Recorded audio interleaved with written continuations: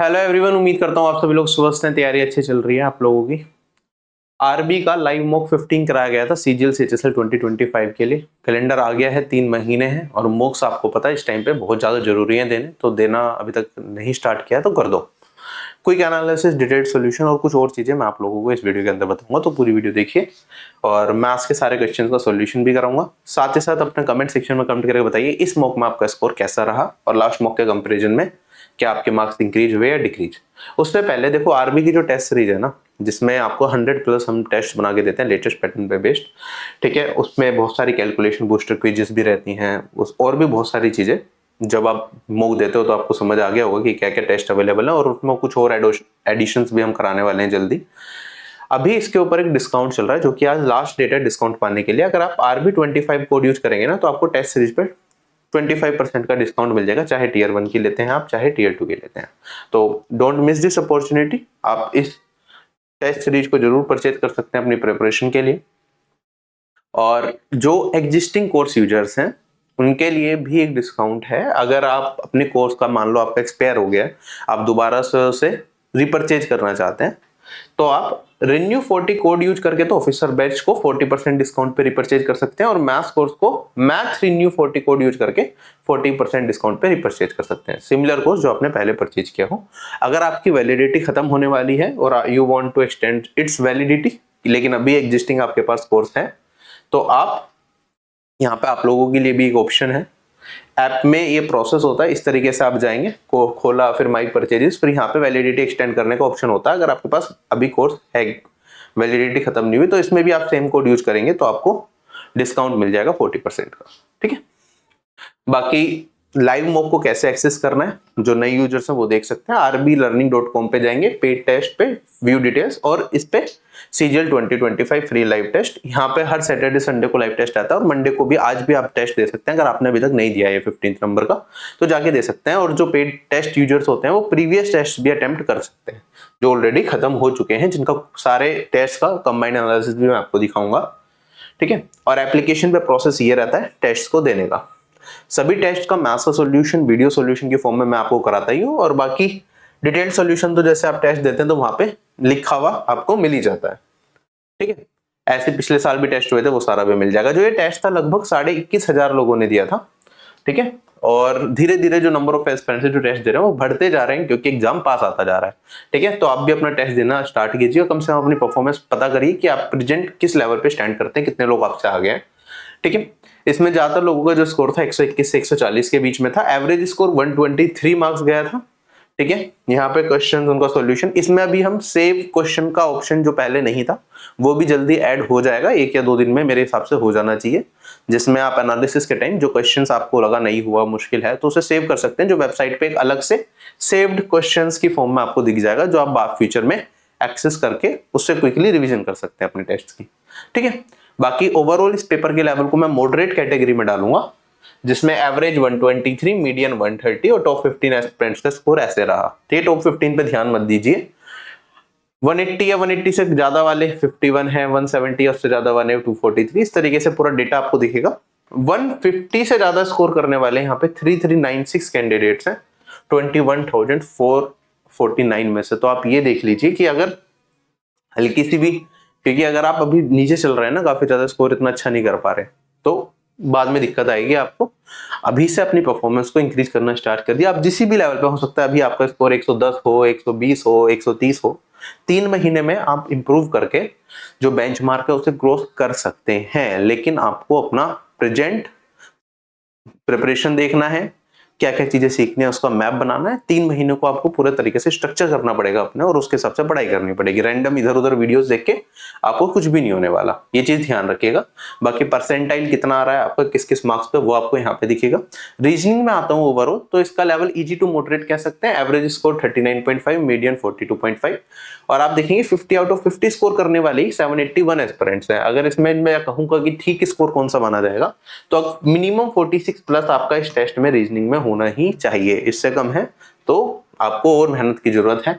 GK में बात करेंगे, इसका लेवल काफी इजी रखा था इस बार हमने, क्योंकि अभी नोटिफिकेशन भी आता तो हम नहीं चाहते थे कि जीके में बच्चे घबराएं ज्यादा, तो थोड़ा सा हमने इजी क्वेश्चन ज्यादा डाले थे इस टेस्ट में, इसलिए एवरेज स्कोर भी आपका 23.17 चला गया, जो कि जनरली 15-16 नंबर बच्चों का रहता है।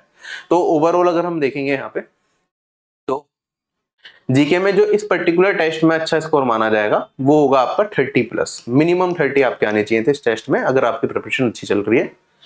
ओवरऑल ज्यादा अच्छा अचानक से ऐसे बहुत सारे बच्चों के पिछले मॉक में पता चला होगा जीके में 10 नंबर है, इस वाले मॉक में 20, 22, 25 ऐसे नंबर भी आ गए होंगे, या किसी के पिछले मॉक में 20 थे तो इसमें 30+ हो गए होंगे, क्योंकि ओवरऑल लेवल इजी था, क्वेश्चन ज्यादा मुश्किल नहीं पूछे गए थे, पीवाईक्यू बेस्ड ही थे।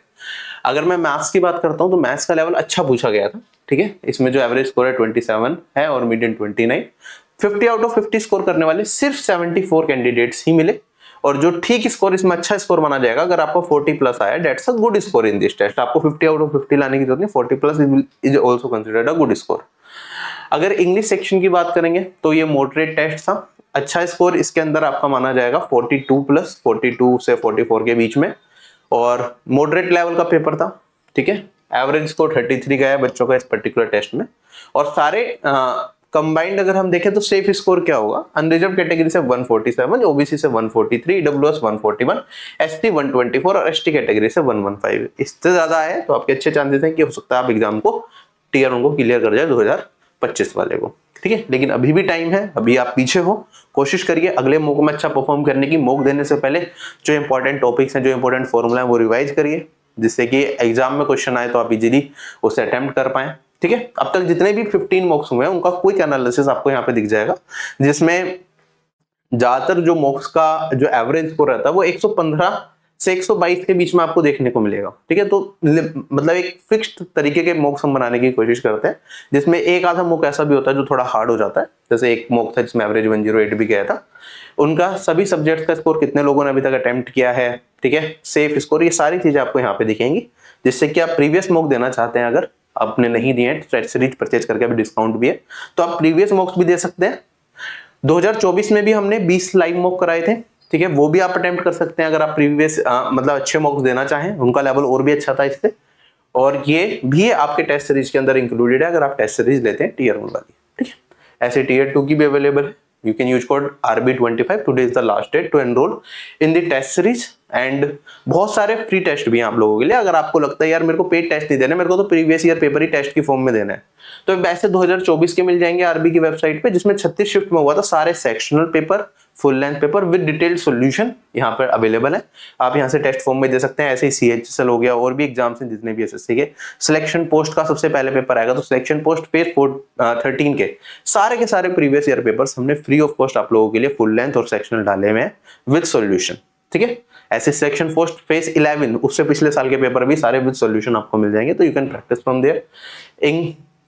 बाकी बहुत सारे टेस्ट हैं, ठीक है, करंट अफेयर्स हैं, ये सारी चीजें आप देख सकते हैं। कंप्लीट तैयारी के लिए ऑफिसर बैच से जुड़ सकते हैं। मैथ्स में अगर दिक्कत आ रही है तो मेरे साथ द्रोणाचार्य बैच में जुड़ सकते हैं, जिसमें कंप्लीट तैयारी आप मेरी गाइडेंस में करते हैं। कंप्लीट कोर्स मेरे द्वारा आप लोगों के लिए प्रोवाइड किया जाता है, ठीक है। अब मैथ्स के सॉल्यूशंस हम स्टार्ट करेंगे और एक एक करके सारे सॉल्यूशन देखेंगे, और कोशिश करूंगा आज ही मैं आप लोगों के लिए एक डिटेल्ड वीडियो भी लेके आऊं कि इन 3 मंथ्स को कैसे आप प्लान कर सकते हैं, कैसे आप सिलेक्शन तक पहुंच सकते हैं, बिगिनर लेवल पे हैं, अगर इंटरमीडिएट लेवल पे हैं या एडवांस लेवल पे, तीनों तरीके से क्या आपकी अप्रोच हो सकती है। चलिए मैथ्स के सॉल्यूशन हम स्टार्ट करते हैं। चलिए सॉल्यूशन स्टार्ट करते हैं। सबसे पहला सवाल हमारे पास क्वेश्चन में क्या था, जो एसएससी एस्पिरेंट्स की स्ट्रेंथ है ना, वो हर अल्टरनेट ईयर पे इंक्रीज और डिक्रीज करती है 25% से। आप बताओ इनमें से क्या डेफिनेटली ट्रू होगा एसएससी एस्पिरेंट्स की स्ट्रेंथ को लेके। अगर हम कंपेयर करें उसकी स्ट्रेंथ 2022 में, किससे कंपेयर कर रहे हैं, 2018 में जो स्ट्रेंथ थी उससे, ठीक है। तो इसका मतलब हो क्या रहा है, देखो पहले साल हमारे पास क्या होगा, 25% इंक्रीज करेगा, फिर हमारे पास 25% डिक्रीज करेगा अगले साल, फिर हमारे पास 25% इंक्रीज करेगा उससे अगले साल, और उससे अगले साल हमारा 25% डिक्रीज करेगा। 4 साल की बात चल रही है ना, 2022 से 2018 में, 2018 से 2022 में। तो हमें नेट चेंज बताना है कि क्या आएगा। 4 ऑप्शन में दे रखे हैं, जो समझदार बच्चे हैं वो ये समझ जाएंगे कि भाई नेट चेंज जो होगा वो डिक्रीज में होगा, इंक्रीज में नहीं हो सकता, ठीक है। बाकी वो कैसे चीजें आएंगी, क्या क्या दिमाग लगा सकते हैं, कौन कौन से तरीके हैं इस क्वेश्चन को करने के, वो सारे हम इसी वीडियो में भी डिस्कस कर लेते हैं। देखो एक तरीका तो मेरा हो गया fraction based method. Fraction based method में मैं क्या करूंगा भाई, मैं कहूंगा 25% क्या होता है 1/4। अगर इंक्रीज हो रहा है तो पहले कोई वैल्यू 4 रही होगी, 4 की हो गई 5, फिर 25% डिक्रीज करेगा तो पहले वैल्यू 4 है तो रह गई 3, फिर सेम साइकिल रिपीट होगी, फिर इंक्रीज हो गया 25% और फिर डिक्रीज हो गया 25%। तो हम कहेंगे भाई ये इनिशियल वैल्यू और ये फाइनल वैल्यू। 5 या 15, 15, 15 का स्क्वायर 225 आपको पता है। 4 चौक 16, 16, 16 का स्क्वायर क्या उतना होता है 256 होता है। तो आप देखेंगे वैल्यू मेरी क्या हो रही है, डिक्रीज हो रही है। कितनी डिक्रीज हो रही है, 31 डिक्रीज हो रही है यहाँ से। तो नेट चेंज कितने का आ जाएगा, 31 डिवाइडेड बाई 256 इंटू में 100%, लगभग ये वाली वैल्यू आएगी। तो आप यहाँ पे चेक करके देखोगे कि कितना आ जाएगा। जैसे पहले 310 आ गया तो आप कहेंगे सर 1 टाइम्स चला जाएगा मेरे पास, फिर मेरे पास 54 540 आएगा तो लगभग आप कहेंगे सर 2 पॉइंट और उसके बाद कुछ वैल्यू आएगी। तो डिक्रीज होगा मेरे पास 12 दशमलव कुछ प्रतिशत का। तो ऑप्शन नंबर कौन सा, बी करेक्ट हो जाएगा, क्योंकि यहाँ पे डिक्रीज है 13, इंक्रीज का तो सवाल ही नहीं उठता। ये हो गया फ्रैक्शन बेस्ड मेथड, इससे भी कर सकते हैं। वरना जो दूसरा मेथड आप इसमें फॉलो कर सकते हो, जो मुझे लगता है कि ज्यादा हैंडी है, अगर आप विदाउट पेन करना चाहते हैं। आपको पता है जब भाई a% का पॉजिटिव और a% का ही मेरे पास नेगेटिव हो तो नेट चेंज कितने का आता है, नेट चेंज आता है मेरे पास a² डिवाइडेड बाई 100% का, वो भी किसमें, नेगेटिव में, है ना, एक पॉजिटिव एक नेगेटिव हो। तो 25 का स्क्वायर कितना होता है 625 डिवाइडेड बाई 100, तो 6.25% का आप कहेंगे सर नेगेटिव में यहाँ पे आएगा। इन दोनों का सक्सेसिव ले लेंगे, सेम इन दोनों का सक्सेसिव ले लेंगे तो -6.25% आएगा। अब देखिए दोनों नेगेटिव है, अब इन दोनों का सक्सेसिव हमें लेना है। तो अब इस पर्टिकुलर केस में हमारे पास नेट चेंज कितने का निकल के आएगा, दोनों नेगेटिव में, एक पॉजिटिव एक नेगेटिव नहीं है, दोनों अगर नेगेटिव में होते हैं तो हमारे पास वैल्यू क्या होती है, जैसे अगर एक चेंज हो हमारा ए का और एक बी का हो तो हम कहते हैं A plus A B divided by 100 का नेट चेंज हमें देखने को मिलता है, ये हमने पढ़ा हुआ है। तो ऐसे ही अगर इन दोनों का करूंगा तो -6.25 प्लस में -6.25 और यहाँ पे फिर प्लस में माइनस का 6.25 इंटू में माइनस का 6.25, बस समझाने के लिए लिख रहा हूँ, और डिवाइडेड बाय 100, और ये मेरा नेट चेंज आएगा। देखो ये तो मेरे पास माइनस का 12.5 बन गया, ये तो आपको दिख ही रहा है। अब ये 6.25 माइनस माइनस क्या हो जाएगा, कट के पॉजिटिव बन जाएगा, तो प्लस में कुछ आएगा, तो मेरी जो वैल्यू आएगी -12.5 से थोड़ी सी कम आएगी। तो डिक्रीज में अगर देखूंगा तो 12.5 से थोड़ा सा कम, ये 12.11 ही सही जा सकता है। वरना आप अप्रोक्सीमेट इसे मान लो क्या, 6.25 को मान लो 6, इसे भी 6 मान लो, 6 6 36 डिवाइडेड बाय 100 0.36। तो आप इसे घटाओगे तो माइनस का 12.14 बचेगा, क्योंकि हमने अप्रोक्सीमेशन लिया है तो 12.11 सीम्स अप्रोप्रिएट। समझ आ गया। और ये काम जो मैंने यहाँ पे लिखा है ना, ये ओरली करने वाला है। अगर आपको लिखना पड़ गया ना इस क्वेश्चन में ये तरीका करने के लिए तो आप नहीं कर पाओगे। ओरली कैसे करना है भाई, 25 का इंक्रीज है 25 का डिक्रीज है, 6.25 का नेट डिक्रीज, एक मतलब 2 साइकिल में मेरे को समझ आया। फिर दोबारा माइनस का 6.25 है तो सम करेंगे तो 12.5 का हो गया नेगेटिव, और उसमें प्लस का मेरे पास क्या होगा, थोड़ी सी वैल्यू होगी 6.25 इंटू 6.25 डिवाइडेड बाय 100। ये सारा काम मन में किया जा सकता है, इस वाले मेथड की खास बात ये है। ठीक है, लिखने में तो आपको बड़ा लगेगा, लेकिन मन मन में अगर आप करोगे तो आपको ये समझ आएगा जो मेरा नेट डिक्रीज होगा ना वो 12.5 से कम होगा। नेट डिक्रीज क्या होगा, इससे थोड़ी सी, मतलब 12, ये वाला जो न्यूमेरिकल पार्ट है ये थोड़ा सा 12.5 से कम होगा। ये मेरे को समझ में आ जाएगा और क्वेश्चन हो जाएगा हल। ठीक, बाकी तो आप ये वाला मेथड भी यूज कर सकते हो जिसमें आप कंफर्टेबल हो वो।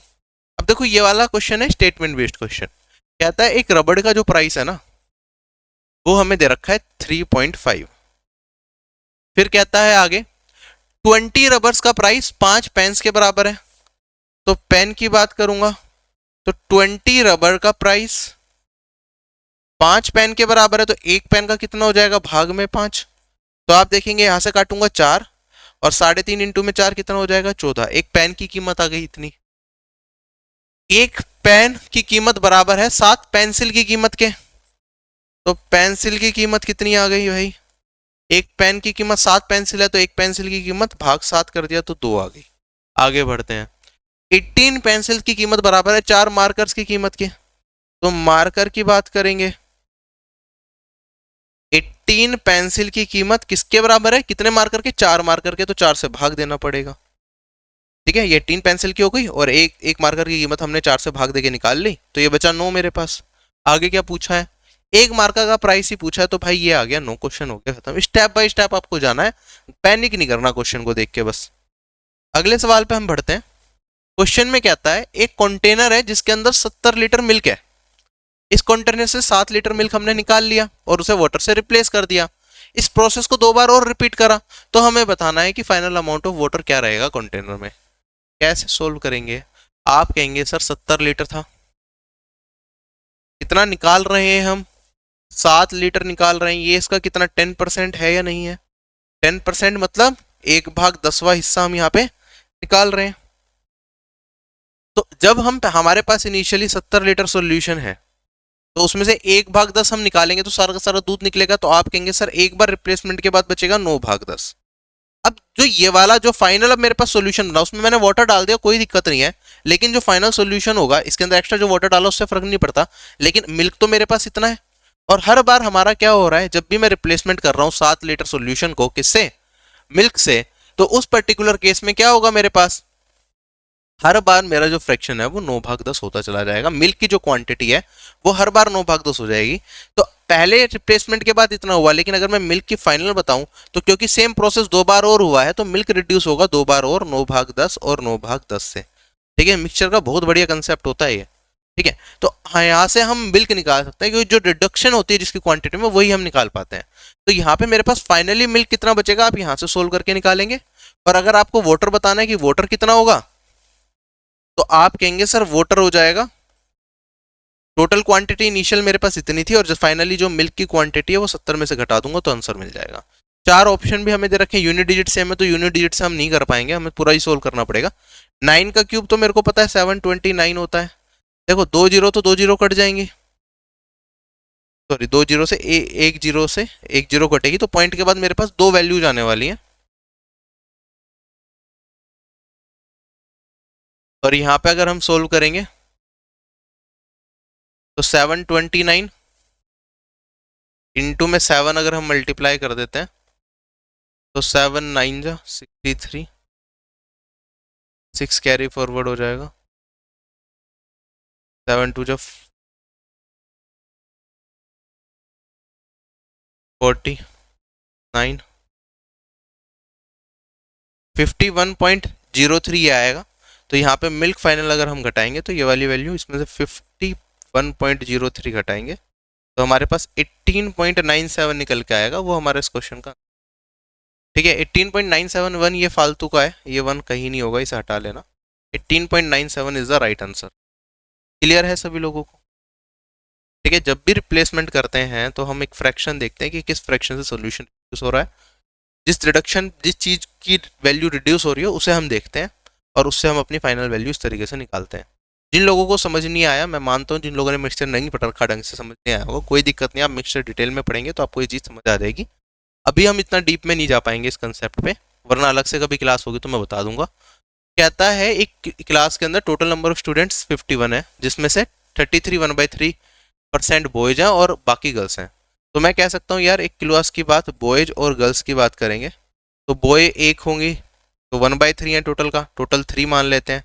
तो बॉय 1 हो गए तो गर्ल्स कितनी हो गई, 2 हो गई। ठीक है, आगे बढ़ते हैं। जो एवरेज स्कोर है गर्ल्स का साइंस में वो 66 2/3% ज़्यादा है किससे, बॉय से। 66 2/3% कितना होता है, 2/3। तो मैं कह सकता हूँ जो बॉयज का एवरेज स्कोर है मान लो 3x है, तो गर्ल का 2x ज़्यादा, ये हो जाएगा 5x। ये इनके नंबर का रेशियो हो गया, ये इनके एवरेज का रेशियो हो गया। ठीक है, या एवरेज को मैंने रेशियो में ना एक्चुअल वैल्यू में मान लिया, क्योंकि हमें पता है एवरेज निकालने के लिए नंबर्स का तो रेशियो से भी काम चल जाता है, लेकिन एवरेज की एग्जैक्ट वैल्यू चाहिए होती है। कहता है कि सारे स्टूडेंट्स का मिला के जो एवरेज बन रहा है ना वो 78 है। तो हमें बताना है एवरेज स्कोर ऑफ गर्ल्स। तो देखो मैं मान लेता हूँ हमारे पास कितने लोग हैं, 3 ही लोग हैं, तो इनका अगर एवरेज 78 है तो सम कितना हो जाएगा, 78 इंटू में 3। ठीक है, अब इसमें बॉयज के सारे स्कोर का सम कितना होगा, आप कहेंगे सर 1 इंटू में 3x, ये हो गया 3x, ये हो गया 2 इंटू में 5x, ये हो गया 10x। ये टोटल स्कोर हो गया सबके मिला के। आप सोल्व करेंगे 13x, 13 से काटूंगा तो 6 और x का मान कितना आ जाएगा मेरे पास 18। अगर x मेरे पास 18 आ गया तो हमसे क्या पूछा गया है, हमसे पूछा है एवरेज स्कोर ऑफ गर्ल्स, तो वो तो है 5x, तो 5 इंटू में 18, आंसर क्या आ जाएगा मेरा 90। क्लियर, कोई दिक्कत कोई कंफ्यूजन तो नहीं किसी को? अच्छा, अब यहाँ पे एक चीज और कर सकते थे हम, अगर ऑप्शन देखा जाए तो मेरे को ये चीज पता है भाई कि एवरेज जो गर्ल्स का है वो बॉयज से ज्यादा है और टोटल एवरेज इतना है कि इतना, तो भाई एक का तो इससे ज्यादा होगा, एक का कम होगा, ऑब्वियस सी बात है, तभी एवरेज मेरा 78 बनेगा। गर्ल्स का बॉयज से ज्यादा है एवरेज, तो मैं कहूंगा गर्ल्स का जो होगा ना, जो एवरेज आएगा वो 78 से बड़ा होगा ही होगा, और बॉयज का जो एवरेज होगा वो 78 से कम होगा ही होगा। क्या ये चीज समझ में आ रही है? अगर ये चीज समझ में आ रही है तो भाई गर्ल्स का जो एवरेज होगा वो 76 और 72 नहीं हो सकता, इन दोनों में से ही कोई आंसर होता। ये मेरे को क्वेश्चन देखते ही समझ आ जाना चाहिए। ठीक है, तो दो ऑप्शन तो एलिमिनेट किए जा सकते थे, हालांकि मुझे अपना आंसर निकालने के लिए पूरा ही सोल्व करना पड़ता, इसके अलावा कोई और ऑप्शन था नहीं। ठीक है, बाकी एक चीज कई बार ये भी हम देख लेते हैं कि भाई गर्ल्स का एवरेज 5x बन रहा है तो 5 का मल्टीपल होना चाहिए, but it doesn't hold true in all the cases. बहुत सारे केसेस ऐसे भी आते हैं जिसके अंदर ये 5 का मल्टीपल नहीं भी रहता है। ठीक है, क्योंकि इधर हमें ऐसा कुछ मिल जाता है कि डिनोमिनेटर में 5 चला गया या कुछ इन दोनों का सम अप वगैरह करके, तो रिस्क रहता है उसमें। चांसेस होते हैं कि 5 का मल्टीपल हो तो चांसेस थोड़े से बढ़ जाते हैं, बट गारंटी कुछ नहीं होती, तो इसे देख के तो सोल्व नहीं करेंगे। हाँ, लेकिन ये वाला फैक्ट ट्रू रहेगा कि हमारा जो एवरेज है गर्ल्स का वो 78 से ज़्यादा ही आएगा।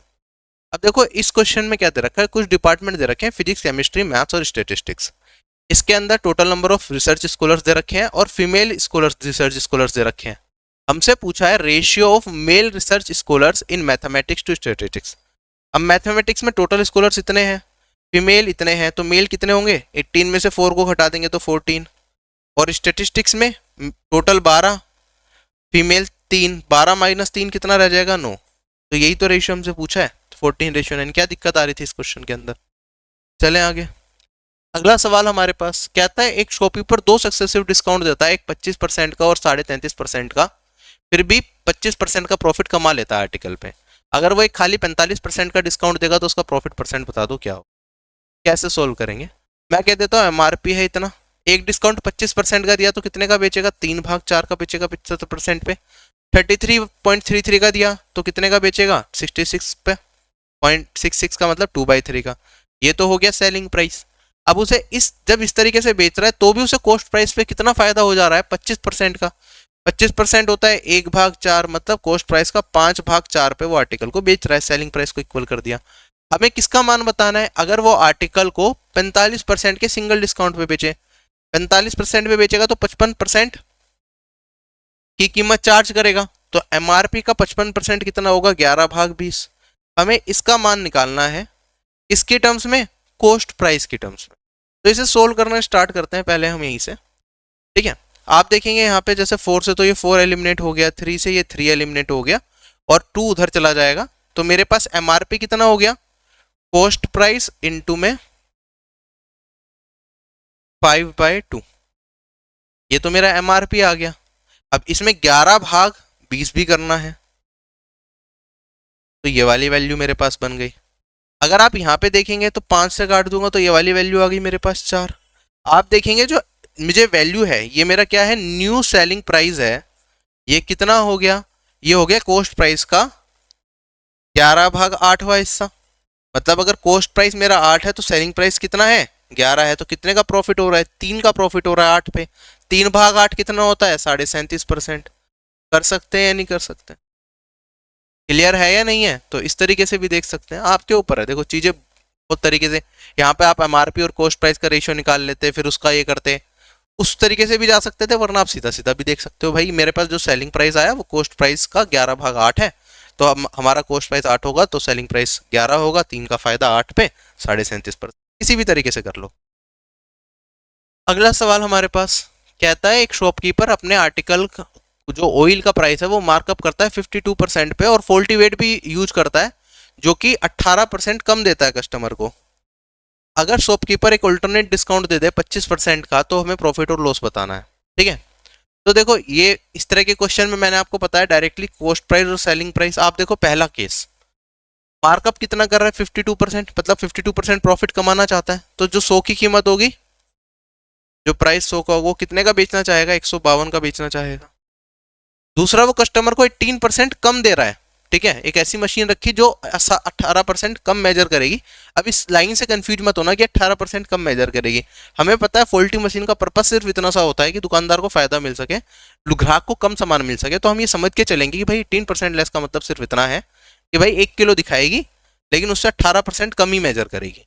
तो इसका मतलब ये हो गया कि भाई 82 अगर हम करें कि जो चीज 82 की है एक्चुअली में 82 ग्राम दे रहे हैं, मेजर कितना कर रहे हैं 100 ग्राम, तो कह सकते हैं 82 ग्राम की लागत मूल्य है हमारा, चार्ज कर रहे हैं 100 ग्राम का पैसा। ठीक है, 18% का हमने चेंज कर दिया। आगे बढ़ते हैं, वो डिस्काउंट भी दे देता है 25% का। 25% डिस्काउंट देने का मतलब सिर्फ इतना सा है कि कोई वस्तु 4 की है वो 3 की बेचने को राजी है। तो प्रॉफिट और लॉस मैंने सारा निकाल लिया। अब क्रॉस मल्टीप्लाई करके अपना आंसर निकालो।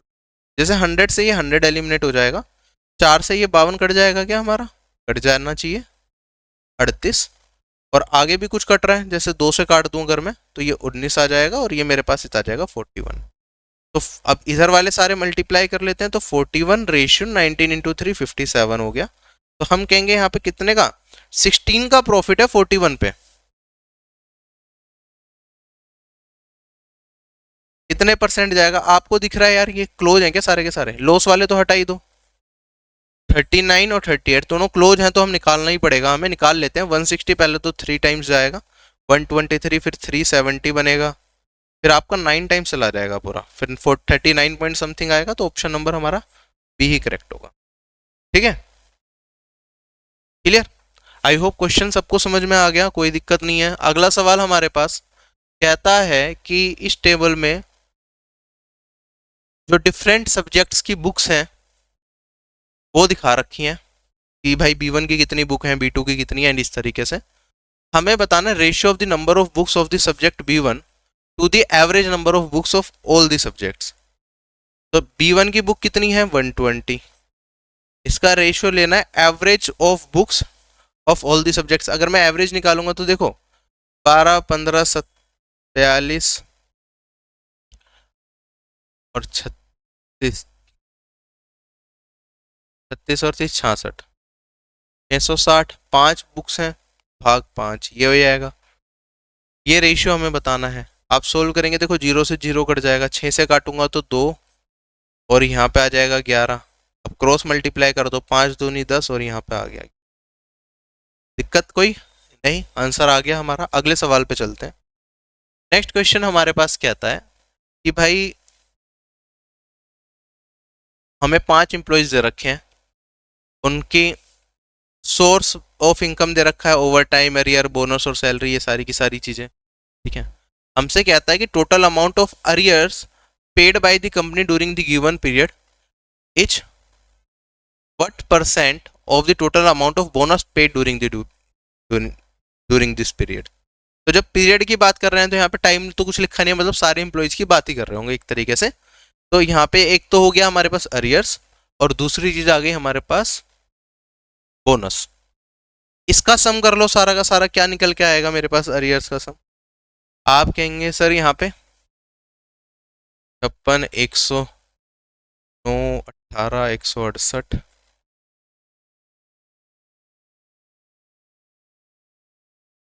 सर 200,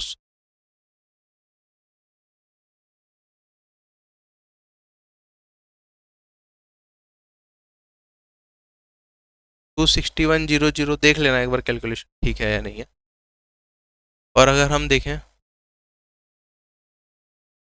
बोनस का, अगर हम देखें तो 23, 21, 44 और 52, 96, 104, 124। अरियर बोनस का कितना प्रतिशत है हमें ये बताना है। तो आप सीधा सीधा भाई ये देख ही सकते हैं यहाँ पे कि ये वाली वैल्यू ऑलमोस्ट 124 का डबल करूंगा तो 248 आएगा, मतलब 2 टाइम से थोड़ा सा ज़्यादा है, तो 200 से थोड़ी सी वैल्यू बड़ी होगी। और ये चारों ऑप्शन हमारे पास ऐसे हैं, 102, 200, 402, 302। 202 मेरे हिसाब से बेटर ऑप्शन रहेगा, 200 की लाइन में जो आ रहा है। बाकी कैलकुलेशन देख लेना कहीं मिस्टेक ना हुई हो हमारी। ठीक है,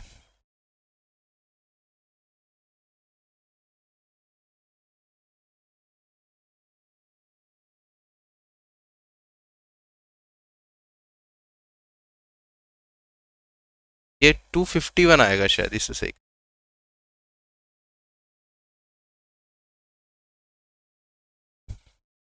ठीक है, चलें आगे। जब भी अभी हमारा 200 से थोड़ा सा ऊपर है, सही जाएगा। अगला सवाल हमारे पास कहता है कि 12,000 रुपये हमने इन्वेस्ट करे 3 साल के लिए एक स्कीम ए और पार्टली इन स्कीम ए, इस पे 6% पर एनम का सिंपल इंटरेस्ट हमें मिलता है। और स्कीम बी में जिसमें हमें 5% पर एनम का सिंपल इंटरेस्ट मिलता है। जो टोटल अमाउंट रिसीव हुआ है 3 साल में वो इतना हुआ है, टोटल इंटरेस्ट जो मिला है। तो हमें बताना है स्कीम ए में कितने पैसे निवेश किए गए। आप कहेंगे सर 3 साल में इतना मिला है तो 1 साल में कितना इंटरेस्ट मिलता, 3 से भाग दे दिया और ये वाली वैल्यू आ गई मेरे पास 660। 660 का इंटरेस्ट 1 साल में कितना परसेंट हो गया 12,000 का। ये वाली वैल्यू मेरे पास 20 12 से काटूंगा तो 5.5%। तो जो मैंने देखो स्कीम ए में दिया 6% पे, स्कीम बी में दिया 5% पे, और इफेक्टिव साल भर में जो ब्याज मिल रहा है वो मिल रहा है 5.5%। क्या यहाँ पे एलिगेशन लगा के मुझे मिल जाएगा किस रेशियो में बटा होगा?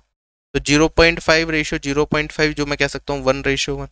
जो पैसा बांटा गया होगा 1:1 में दोनों स्कीम में लगाया गया होगा। टोटल अमाउंट कितना था 12,000। हमें बताना है स्कीम ए में कितना लगाया, तो 2 रेशियो किसे रिप्रेजेंट करेगा 12,000 को, तो 1 रेशियो किसे रिप्रेजेंट करेगा ऑब्वियसली 6,000 को। यही मेरा इस क्वेश्चन का क्या आ जाएगा आंसर। क्लियर है, सिंपल था। इसे बेसिक तरीके से भी कर सकते थे, बहुत मल्टीपल तरीके थे पिछले वाले क्वेश्चंस को करने के, जो सा आपको बेस्ट लगे आप उससे जा। कहता है एक टैंक 3 पाइप्स के द्वारा फिल किया जाता है जिनका different but uniform flow rate है। यूनिफॉर्म फ्लो रेट का मतलब क्या है कि पानी एक ही स्पीड से बह रहा है।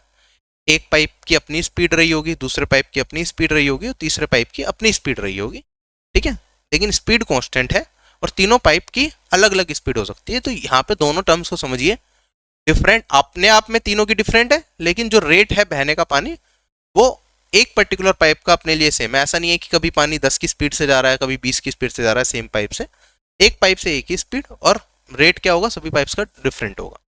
तो हमें आगे कहता है while the first 2 pipes are operating simultaneously they fill the tank in the same duration that the third pipe takes to fill it alone। अगर पहले 2 पाइप एक साथ काम करें तो उन्हें उतना ही टाइम लगता है टैंक को फिल करने में जितना थर्ड पाइप अकेले टैंक को फिल करने में लगाता है। आगे क्या आता है, the second pipe can fill the tank in 10 hours quicker than the first pipe. तो मेरे पास 3 पाइप है, मैं लिख देता हूं पाइप 1, पाइप 2 एंड पाइप 3, ठीक है। पहले पाइप को जो दूसरा पाइप है उसे 10 घंटे कम लगते हैं पहले पाइप से टैंक को फिल करने में, और 8 घंटे ज्यादा लगते हैं थर्ड पाइप से। तो मैं थर्ड पाइप से कर लेता हूं।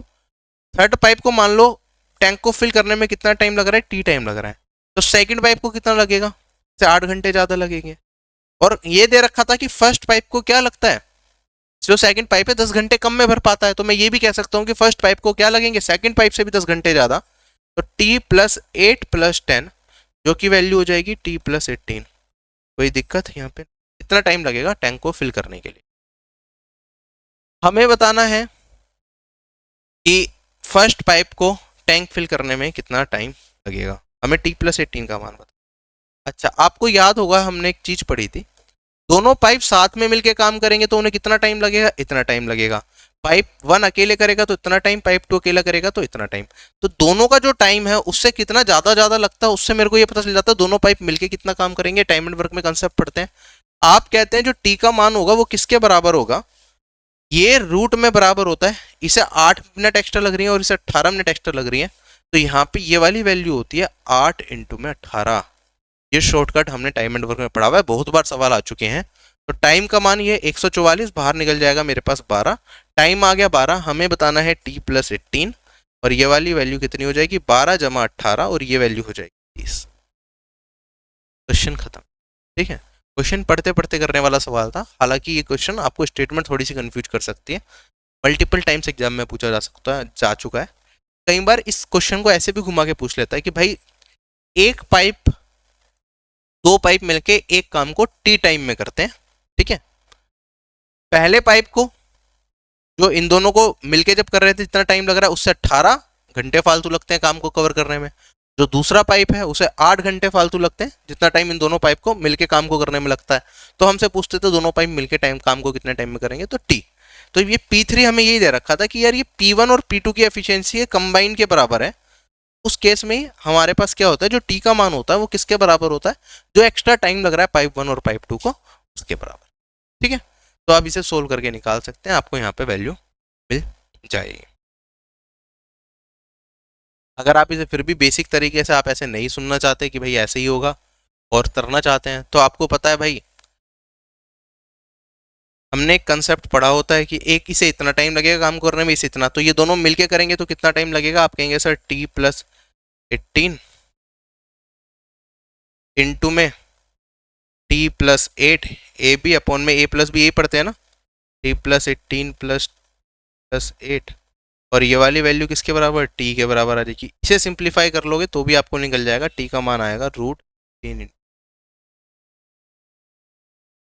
डन है, आगे बढ़ जाऊं मैं, चीजें क्लियर है या नहीं है? नेक्स्ट क्वेश्चन हमारे पास कहता है अतुल वासु वासु को एक हेड स्टार्ट देता है 40 सेकंड्स का 1800 मीटर की रेस में, और उसे 270 मीटर से बीट कर देता है। सेम रेस को दोबारा भागा जाए तो अतुल उसे हेड स्टार्ट देगा अब कितना? 378 मीटर का, फिर भी उसे बीट कर देगा 16 सेकंड से। तो हमें बताना है कि वासु 1800 मीटर कितने टाइम में कंप्लीट। बहुत सिंपल सवाल है, मल्टीपल टाइम्स करवा चुका हूँ। आप देखेंगे रेस कितनी है हमारे पास? 1800 मीटर। अब अतुल पहले क्या कर रहा है? उसे 270 मीटर का हेड स्टार्ट दे रहा है, फिर भी 40 सेकंड से हारा जा रहा है। सेकंड केस में उसे हेड स्टार्ट कितने का दे दिया? 378 मीटर का दे दिया, फिर भी उसे हरा रहा है 16 सेकंड से। सेम डिस्टेंस तो कांस्टेंट है। आप ये देखेंगे कि भाई कितनी सेकंड्स का गैप आया, यहाँ पे हमारे पास 24 सेकंड का गैप आया। और डिस्टेंस में अगर गैप देखूं तो मैं देखूं यहाँ पे 108 मीटर का डिस्टेंस में गैप देखने को मिल रहा है। क्लियर है या नहीं है? 108 मीटर डिस्टेंस वो फालतू अगर हम उसे दे दें चलने के लिए, तो टाइम में जो हरा रहा था जितने टाइम से, उसमें 24 सेकंड का गैप आ जाता है। तो इसका मतलब सीधा सा है कि भाई वासु क्या करता है, इस 24 सेकंड में वो कितना चल रहा होगा? 108 मीटर। तो वासु की स्पीड कितनी हो गई मेरे पास? 108 भाग में 24, ये आ गई वासु की स्पीड।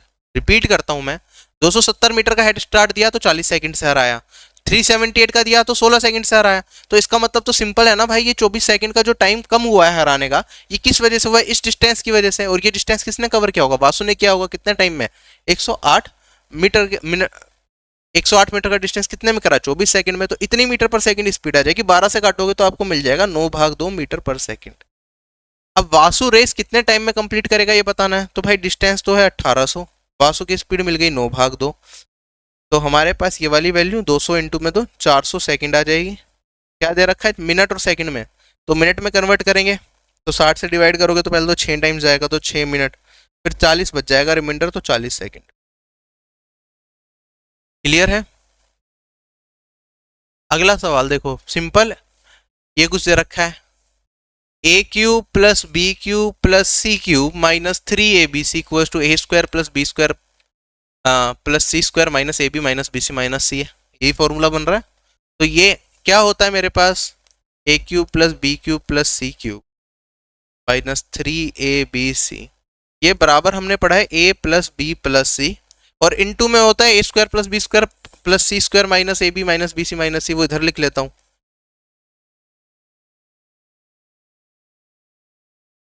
ये फॉर्मूला है। अगर ये फॉर्मूला है तो यहाँ पे जो रिजल्टेंट मिलेगा ए प्लस बी प्लस सी मिलेगा। तो 9.3 प्लस 9.2 प्लस 7.1, ये आंसर आ जाएगा। 3 6 18 25 25.6 इज माई आंसर। क्वेश्चन हो गया खत्म। अगला सवाल हमारे पास कहता है कि भाई 335 608 और 853 के प्रोडक्ट को अगर हम डिवाइड करें 13 से तो रिमाइंडर क्या आएगा? देखो रिमाइंडर थ्योरम यूज करनी है आपको, ऐसा नहीं है कि सारा मल्टीप्लाई करो पहले फिर 13 से डिवाइड करो। आप इंडिविजुअली 13 से डिवाइड करके रिमाइंडर निकालो। इसे 13 से काटूंगा तो 2 जा 26, फिर 75 65, रिमाइंडर बचेगा 10। 10 लिख लो या फिर -3 लिख लो, आपके पास एक ही बात है, तो माइनस में ले जाओ। 13 से काटूंगा, पंचोक 52 88, फिर 91 जाता है तो -3, फिर से रिमाइंडर मिलेगा मेरे को। और यहाँ से काटूंगा तो 78, फिर मेरे पास बचेगा 73, 5 जा 65, बचेगा प्लस का 8 ले लो रिमाइंडर, या माइनस का 5 भी ले सकते थे, आपके ऊपर है। ठीक है, नेगेटिव में लेना पॉजिटिव में लेना आपके ऊपर होता है। -3 प्लस का 9, 9 8 जा कितना होता है 72। 13 से डिवाइड करूंगा कितना आएगा 65, तो कट जाएगा 65 जाएगा, बचेगा remainder 7। This is my answer. ठीक है, रिमाइंडर कंसेप्ट पता है ना, मैं दोबारा रिपीट कर देता हूँ जिन लोगों को कंसेप्ट थोड़ा सा दिक्कत आई होगी। 335 को अगर मैं 13 से डिवाइड करता हूँ तो आप कहेंगे सर सबसे पहले मेरे पास वैल्यू जाएगी 2 टाइम्स 26, फिर यहाँ पे मेरे पास वैल्यू बचेगी यहाँ पे 75। और आप दो तरीके से कर सकते हैं, या तो आप कहेंगे सर 5 टाइम्स ले जाता हूँ मैं आगे, तो 65 आएगा, आप कहेंगे सर रिमाइंडर आ गया 10। ठीक है, दूसरा तरीका क्या है, ये हो गया पॉजिटिव रिमाइंडर जिसे हम बोलते हैं।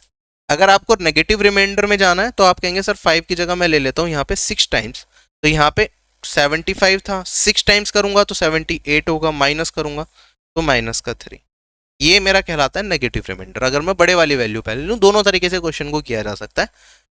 अब ये पॉजिटिव रिमाइंडर है, ये हमारा नेगेटिव रिमाइंडर है। और कंसेप्ट क्या होता है, पॉजिटिव रिमाइंडर क्या होता है हमारा, नेगेटिव रिमाइंडर प्लस डिवाइजर अगर हम कर दें तो ये पॉजिटिव रिमाइंडर मिल जाता है। जैसे नेगेटिव रिमाइंडर है 3, डिवाइजर है 13, तो ये आ गया 10, पॉजिटिव रिमाइंडर, बात वही है।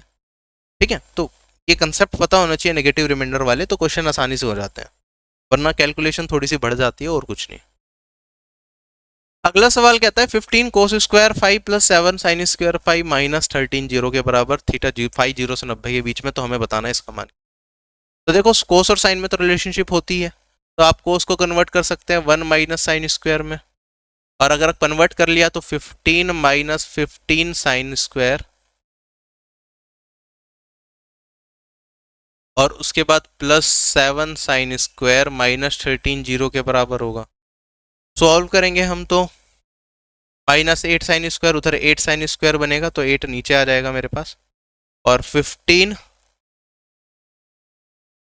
माइनस 13 ये बचेगा 2, साइन स्क्वायर आया 1/4, और साइन का मान कितना आ जाएगा 1/2, क्योंकि 5 जीरो से 90 के बीच में, तो नेगेटिव वाला हमें नहीं लेना। साइन 1/2 कब होता है, जब 5 मेरे पास किसके बराबर हो जाए, ये हो जाए मेरे पास 30 डिग्री के बराबर, तो एंगल निकल गया 30 डिग्री।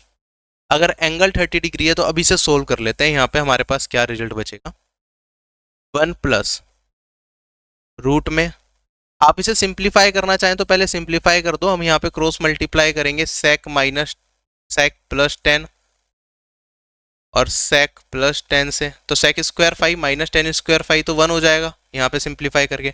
ऊपर से सेक प्लस 10 मेरा बाहर निकल जाएगा, और सेक 5 प्लस 10, सेक 30 का मान क्या होता है मेरे पास 2/√3, और 10 30 का मान होता है 1/√3, यही बचेगा ना।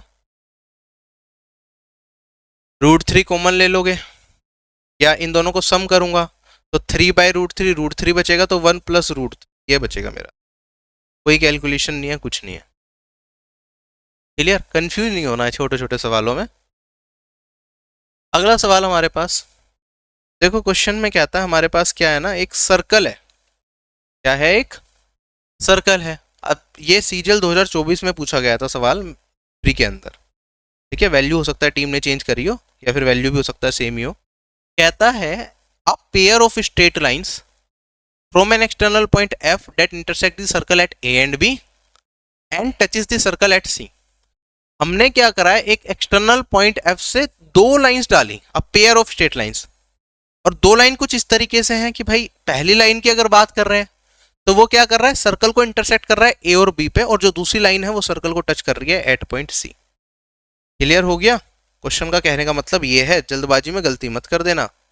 जिसमें एफ बी बड़ा है एफ ए से, तो बी पॉइंट यहाँ पे आएगा, ए यहाँ पे आएगा, और सी पॉइंट यहाँ पे टच कर रहा है तो यहाँ पे आएगा।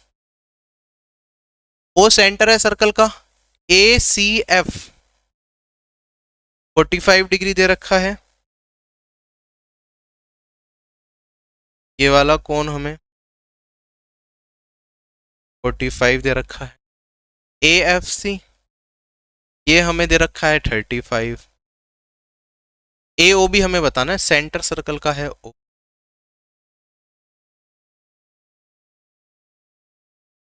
ये कोण हमें फाइंड आउट करना है कि क्या होगा। कैसे करेंगे इस क्वेश्चन को सोल्व, फटाफट से सबसे पहले तो भाई ये 45 है, ये 35 है, दोनों का सम हो गया 80। तो ये कितना हो जाएगा 180 माइनस 80, जो जो दिख रहा है वो निकालते चलो ना। और ये वाली वैल्यू आ गई मेरे पास 100। ठीक। अब क्योंकि ये टच कर रहा था तो कोई ना कोई इसका भी यूज हो रहा होगा क्वेश्चन के अंदर। तो टच कर रहा था तो मैं यहाँ से मिला लेता हूँ, और मेरे को पता है ये टेंजेंट है तो ये 90 डिग्री होगा। तो ये 45, तो ये भी 45 निकल के आएगा मेरे पास। ये हमें ये वाला कौन निकालना है, अब यहाँ तक पहुँचना है, हम कैसे पहुँचे हमें इसके ऊपर दिमाग लगाना है। ठीक है, कोई प्रॉपर्टी आ रही हो या कुछ हो रहा हो तो हमें वो चीज़ देखनी पड़ेगी। हाँ ध्यान रखना ये डायमीटर नहीं है, कभी से डायमीटर समझ लो, ये लाइन अलग जा रही है। ठीक है, और ये अलग जा रही है। ठीक है, इस लाइन को आगे नहीं खींचा मैंने, ये तो पॉइंट करा, बाई चांस आपको डायमीटर जैसा दिखेगा, लेकिन ये डायमीटर नहीं है, ये एक बीसी लाइन नहीं है, एक सिंगल लाइन नहीं है, ध्यान रखिएगा, बीओसी। आगे बढ़ते हैं हम यहाँ पे। अब देखो मेरे को क्या क्या चीजें दे रखी हैं, ये रेडियस है, ये मेरे को पता है, ये भी रेडियस है मेरे को पता है, और ये भी रेडियस है मेरे को पता है। तो अगर ये 45 हो गया तो भाई ये वाला मान भी 45 हो जाएगा, ये 45, ये 45। अगर ये वाला कोण मेरे को मिल गया तो उससे ये वाला कोण मिल जाएगा, और ये वाला कोण, ये दोनों मिल गए तो ये आंसर आ जाएगा। क्या ये वाला कोण मेरे को पता है? बिल्कुल पता है। आप कहेंगे सर ये 100 है, ये 45 है, और ये तो स्ट्रेट लाइन है, ये तो क्वेश्चन में गिवन है, 180 डिग्री का एंगल बनेगा। तो ये वाला कोण कितना, 180 माइनस 100 प्लस 45, तो ये वाला कोण आ गया मेरे पास 35 डिग्री का। और अगर ये 35 हो गया, ये वाली लेंथ इस वाली लेंथ के बराबर रेडियस, तो ये भी 35, तो ये वाला कोण कितना होगा? आप कहेंगे सर ये होगा एक ट्राइंगल के अंदर, ये जो ट्राइंगल बन रहा है ए ओ बी, तीनों एंगल का सम 180, तो ये होगा 180 माइनस 2 इंटू में 35, तो ये हो गया 110 डिग्री। थोड़ा सा लंबा क्वेश्चन था, एग्जाम में यही पूछा गया था इस टाइप का, तो आपको आना चाहिए करना कि कैसे करेंगे।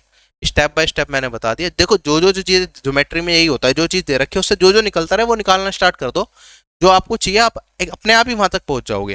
ठीक है, क्वेश्चन में कहता है कि यहाँ पे कुछ स्टूडेंट्स दे रखे हैं, उनके मार्क्स दे रखे हैं मैथ्स, बायोलॉजी, फिजिक्स और इंग्लिश में।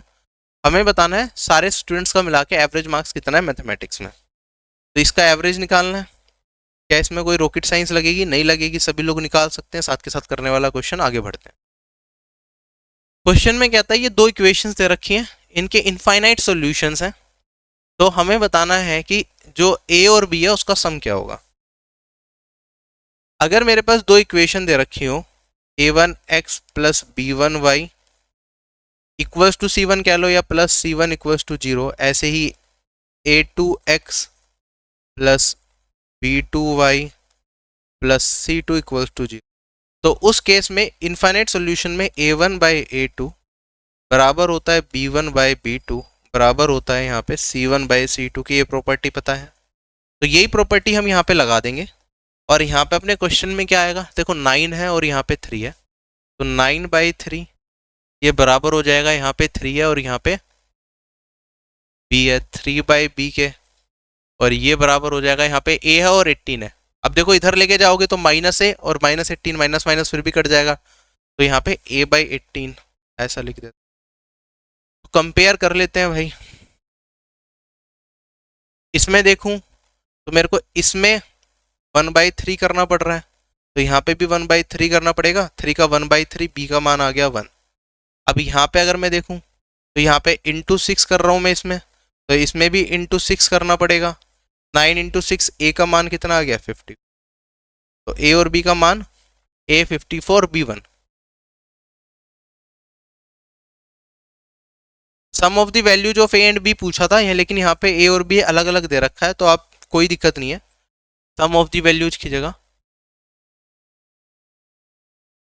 Are the values of, are the values कर दो सम ऑफ दी वैल्यूज की जगह यहाँ पे।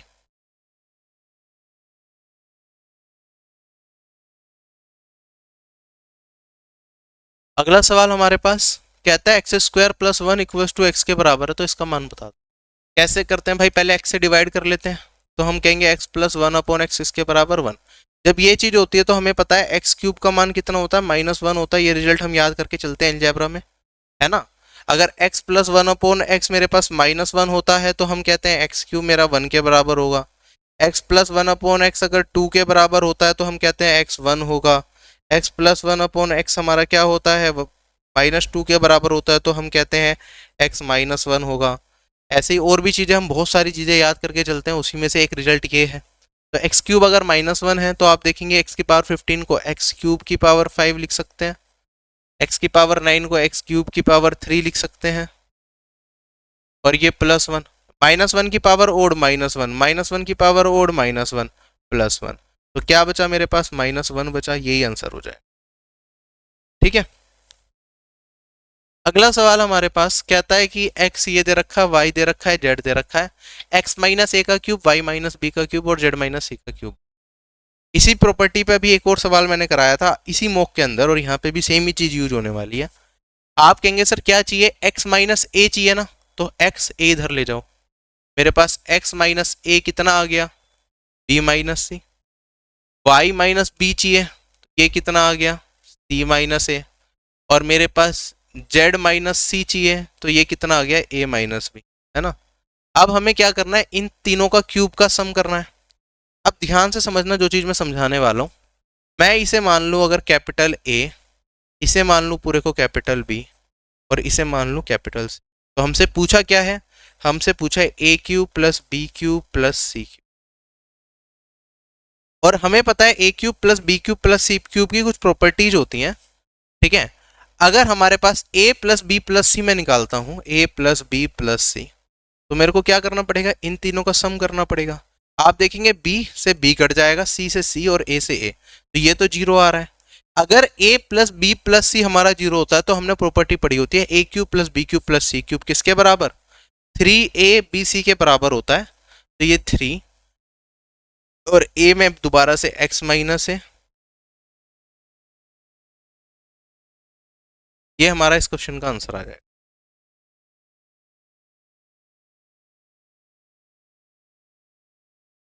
ठीक है, तो यहाँ पे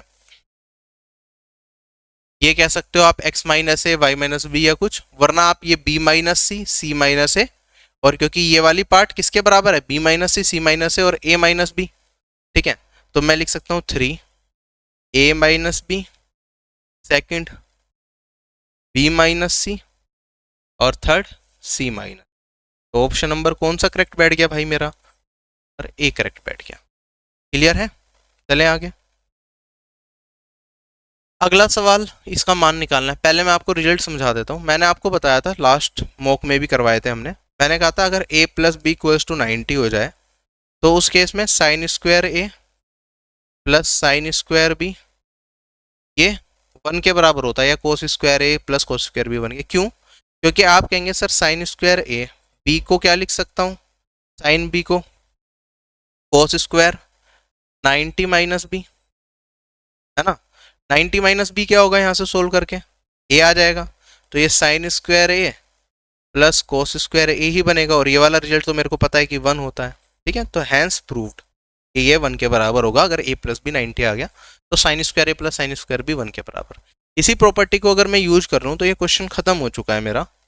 साइन स्क्वायर 15 है, साइन स्क्वायर 75, ये दोनों मिलके क्या बना देंगे, 1 बना देंगे। 25 और 65 90 हो गया, तो इन दोनों की वजह से 1 मिल जाएगा। 35 और यहाँ पे 55, सम 90 आ रहा है तो इन दोनों की वजह से 1, और फिर साइन स्क्वायर 45 बचेगा। अब ये वाला मान तो मेरे को पता है यार, ये 1/√2 होता है, इसका स्क्वायर कर दूंगा तो 1/2, तो ये वैल्यू कितनी बनी, 3 + 1/2 डेट इज 7/2। क्वेश्चन हो गया खत्म, डन है। अगला सवाल हमारे पास कहता है cot theta plus tan theta cosec minus sin cos minus sec, 4 option दे रखे हैं। भाई मेरे पास जीरो इक्वेशन, कोई इक्वेशन नहीं है यहाँ पे, कहीं इक्वल्स टू करके प्रूव नहीं कर रखा कुछ। 1 वेरिएबल है डेट इज थीटा, तो इस वेरिएबल का मान कुछ भी मान सकते हैं अपनी मर्जी से, 4 ऑप्शन इंटीजर वैल्यू में। सबसे आसान क्या है, जब मल्टीपल वेरिएबल्स हो, थीटा को मान लो 45 डिग्री, 1 + 1 2 इंटू में √2 - 1/√2, और आगे भी √2 - 1/√2, तो √2 - 1/√2 का वैसे तो होल स्क्वायर हो गया, वरना सिंप्लीफाई कर दोगे तो 2 - 1 1/√2, यहाँ से भी 1/√2 मिलेगा, तो 2 इंटू में यहाँ पे 1/√2 इंटू में 1/√2, ये तो 1/2 बन गया, 2 को काटेगा तो बचेगा 1। This is the answer. Basic से करना चाहो तो बेसिक से भी कर सकते हो, वो तो आपको डाला हुआ ये था डिटेल्ड को, मतलब मॉक के अंदर। क्वेश्चन में कहता है एक सर्कल है जिसका डायमीटर हमें ए बी दे रखा है। एक सर्कल बना लेते हैं, उसका डायमीटर ए भी बना लेते हैं। आगे कहता है इसके अंदर एक कोड पी क्यू है जो कि डायमीटर नहीं है, और ये दोनों एक दूसरे को इंटरसेक्ट करते हैं एट पॉइंट एक्स परपेंडिकुलर। तो मैं मान लेता हूँ यहाँ पे यार ये पी क्यू कुछ रहा होगा, एक दूसरे को परपेंडिकुलरली इंटरसेक्ट करेंगे तो 90 डिग्री पे इंटरसेक्ट कर लिया। ए एक्स रेशियो बी एक्स 5:3, तो एट पॉइंट एक्स था, ये 5:3 ये दे रखा है। आगे कहता है radius of the circle is 16, radius 16 है। हमें बताना है length of code P Q, P Q की लेंथ क्या होगी। अगर आप देखेंगे ए बी क्या है, मेरा डायमीटर है, ठीक है, 5:3 ये हो गया 8 रेशियो। डायमीटर क्या हो जाएगा मेरा 16 इंटू में 2, तो 1 रेशियो मेरा किसके बराबर हो जाएगा। आप कहेंगे सर ये 8/32 को काटूंगा तो 1 रेशियो 4 के बराबर। अगर 1 रेशियो 4 के बराबर हो गया तो ये वाली वैल्यू मेरे पास 5 इंटू में 4 ये 20 हो जाएगी, 3 इंटू में 4 ये 12 हो जाएगी अगर आप लिखना चाहो। ये रेडियस है मेरे पास, तो ये वाला मान 16 होगा। यहाँ से लेके यहाँ तक की दूरी 20 में से 16 को घटा दूंगा तो ये 4 आ जाएगी। यहाँ से लेके यहाँ तक ये रेडियस होगा, ये 16 हो गया मेरा। हमें इस पी क्यू की लेंथ बतानी है। हमें पता है अगर सेंटर से एक परपेंडिकुलर डाला जाए कोड पे तो वो उसे बाइसेक्ट करता है, तो ये और ये बराबर होगा। तो ये वाली दूरी पाइथागोरस थ्योरम से निकाल सकते हैं। 4 को कॉमन ले लेंगे, रूट में 4 कॉमन ले लिया तो यहाँ पे बचा 4 स्क्वायर माइनस 1 स्क्वायर। तो यहाँ से लेके यहाँ तक की जो दूरी है ये तो आ जाएगा मेरे पास 4√15। और टोटल पी क्यू की अगर बात करेंगे तो ये ट्वाइस इंटू में 4√15, तो ये आ जाएगा मेरे पास 8√15। क्लियर है, स्टेप बाय स्टेप चलना है, आंसर आपके हाथ में आ जाएगा, कोई दिक्कत नहीं। हमें एक सिलेंडर की वॉल्यूम बताना है। अगर रेडियस 24 है और हाइट है 42, पाई 22/7 लेना है। वॉल्यूम क्या होता है पाई आर स्क्वायर एच, तो पाई हो गया यहाँ पे 24 और इंटू में हाइट कितनी हो गई मेरे पास 42। सोल्व करेंगे, 7 से काटूंगा तो 6। अब देखो क्या करना है, आपके ऊपर मल्टीपल चीजें हैं। या तो आप 11 का डिविजिबिलिटी रूल चेक कर सकते हैं कि भाई कौन सा ऑप्शन है जो 11 से डिविजिबल है, 4 ऑप्शन में से। दूसरा आप चाहें तो यूनिट डिजिट, 2 ऑप्शन की सेम है फिर भी यूनिट डिजिट ट्राई की जा सकती है, आपके ऊपर है कौन सा करना चाहेंगे, क्योंकि मल्टीप्लाई तो नहीं करना चाहूंगा मैं किसी भी कीमत पे। तो 4 दूनी 8 चौक 32, 2 इंटू 6 12, यूनिट डिजिट आ गई 2। कौन से ऑप्शन में, ऑप्शन नंबर ए में, तो यही आंसर होता है, बाकी किसी में आई नहीं रही। चले आगे, तो यूनिट डिजिट से हमारा काम चल गया। अगला सवाल हमारे पास एक सर्कल दे रखा है जिसका सेंटर हमें क्या दे रखा है, ओ दे रखा है।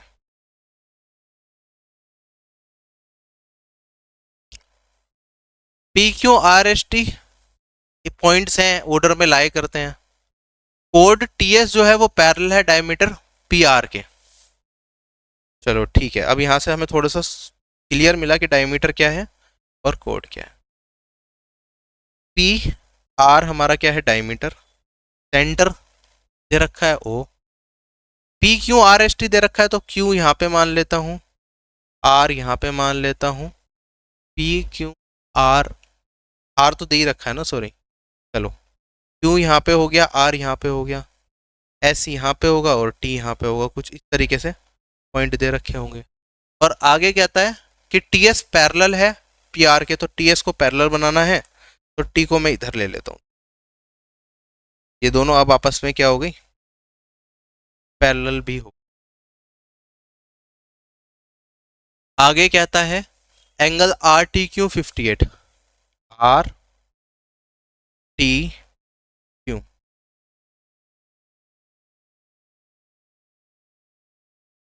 आर क्यू टी, आर, ये वाला कौन हमारा 58 दे रखा है। हमें एंगल बताना है आर टी एस, ये कॉइन फाइंड आउट करना। जो निकालना है उसे मैं मान लेता हूं फिलहाल थीटा। अब देखो मैंने आपको बताया जो दे रखा है वहीं से स्टार्ट कर लो, हमें ये वाली लाइन और ये वाली लाइन पैरेलल दे रखी, तो कोई तो मकसद होगा उसे देने का। तो अगर ये वाला है एंगल, तो क्या ये वाला भी थीटा हो जाएगा मेरे पास? कैसे हो जाएगा? आप कहेंगे सर ऑल्टरनेट इंटीरियर एंगल, ये दोनों लाइन पैरेलल, ये ऑल्टरनेट इंटीरियर, थीटा मिल गया। अच्छा, ये डायमीटर दे रखा है, तो इसका भी कोई यूज होगा। डायमीटर क्या करता है? Angle in a semi circle is of 90 degree, ये होता है। ये 58 दे रखा है, अगर मैं यहाँ से मिला लूँ तो भाई ये पूरा 90 होगा। तो मेरे को दिख रहा है यार ये वाला कोण कितना हो जाएगा? 90 में से 58 को घटाऊंगा तो क्या ये 32 हो गया। अच्छा, अगर आप अब थोड़ा सा ध्यान दे लें तो मेरा क्वेश्चन सोल्व हो चुका।